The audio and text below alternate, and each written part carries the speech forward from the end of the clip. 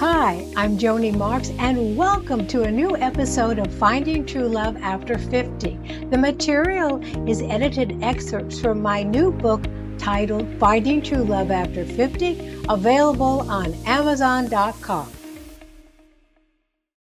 We're starting with steps 1 and 2, character analysis and emotional accessibility. In this episode, we will look at the first 2 steps in a 10-step process for how you can apply acting techniques to loving more of yourself after 50. Having enjoyed over 30 years in the entertainment industry as a character actress, brand spokeswoman, and independent producer, the number one thing I've learned is this: acting isn't just about performance.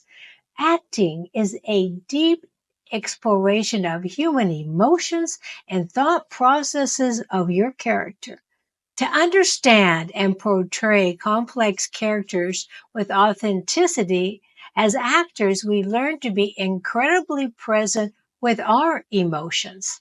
This requires a level of self-awareness and emotional intelligence that then can be transformative when applied in your personal life. The first step we're going to look at is character analysis. Step 1, character analysis. Just as actors analyze their characters to understand their motives and backstories, you can examine your life story to gain insight into your behaviors and thought patterns. This step is all about understanding what is driving you to think and behave as you do. For this reason, character analysis can foster self-compassion and help you become more consistent with loving inner dialogue.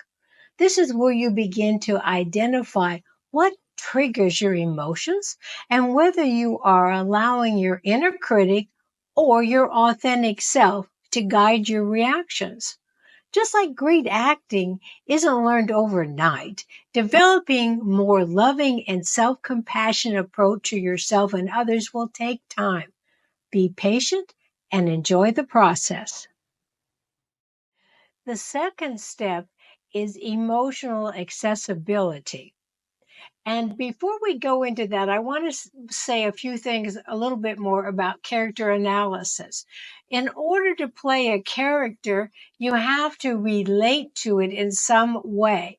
And what I've found is, as an actor going to auditions and looking somewhat like the part, giving an essence of how you could portray that part, is if I have some combination of clothes and the required accessories, and I put them together in some way that represents that character, then I know within me I own those traits and I can be that character.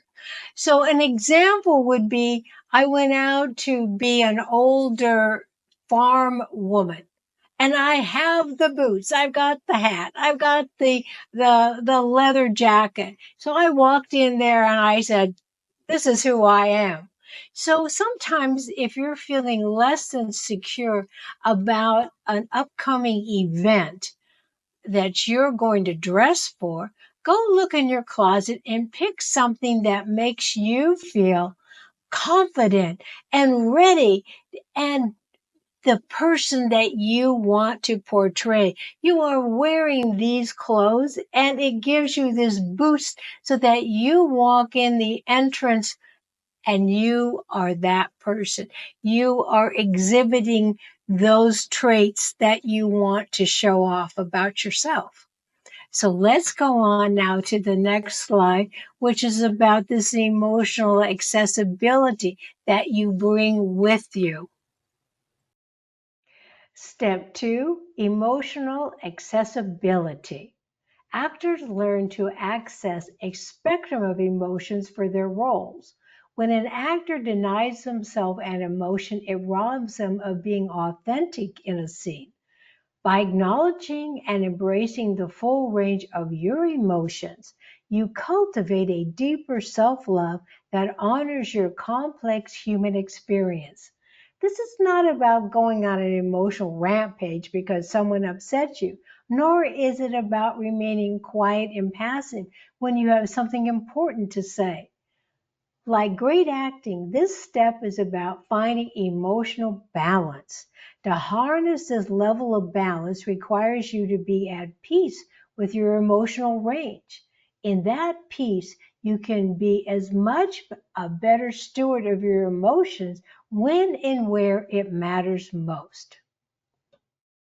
To help you integrate these two steps, I'm now going to guide you through two acting techniques. Create time after this episode to engage in these two acting techniques. One is emotional recall.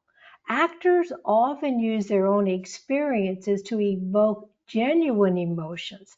You can use this technique to understand your emotional triggers better and to cultivate empathy for yourself.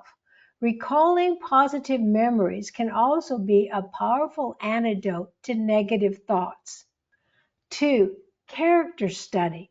By studying a character, actors learn to view themselves objectively, recognizing that negative thoughts are like unhelpful scripts that can be rewritten. Apply this by viewing your inner critic as a character, one that you can understand but do not have to agree with. Thank you for joining me for this episode. And to order a copy of my new book, Finding True Love After 50, visit Amazon.com. And if you haven't subscribed to my YouTube channel, I invite you to please do so. And until you and I meet again, remember every morning, look into your mirror, smile at yourself, and say, I am my own best friend. For I came into this world to be myself. For that I came. Thank you and all my best. How can Joni Marks help you overcome loneliness and live your best life after 50? By ordering Joni's new book, Finding True Love After 50, subscribing to Joni's popular YouTube channel, enrolling in Joni's acclaimed online courses at udemy.com, and subscribing to Joni's podcast, Finding True Love After 50, on all major podcast platforms. If you host or produce a podcast, arrange an engaging interview with Joni by emailing her today at joni@jonimarks.com.